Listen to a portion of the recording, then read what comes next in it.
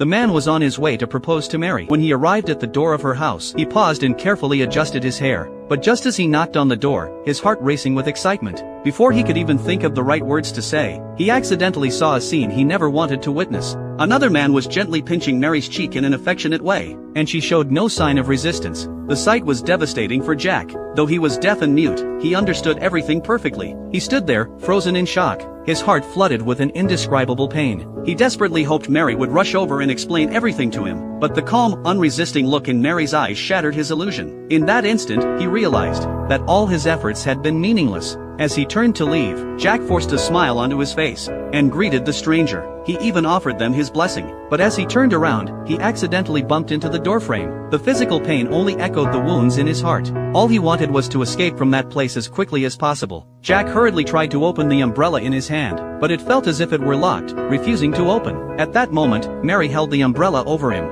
It shielded him from the rain, but it could not heal the scars in his heart. Like a sorrowful piece of music, it marked the prelude to their farewell. Jack got on his bicycle, preparing to leave. But at that very moment, the chain suddenly snapped. It was as if even the bicycle was mocking their love. Jack glanced at the luxury car parked nearby. He tried to smile, but couldn't hide the bitterness and self-mockery in his heart. He wanted to turn away and leave everything behind. But in that instant, he caught a glimpse of tears in Mary's eyes. Deep down, Jack understood that perhaps Mary was also being led by fate, forced into a different ending. At the moment of parting, Jack held back his sorrow and lifted a bitter smile. With that simple gesture, he tried to give Mary one last comfort. Jack's figure slowly blurred in Mary's sight until it disappeared completely. And this missed chance, for Mary, would become a lifelong regret and an unhealed pain in her heart.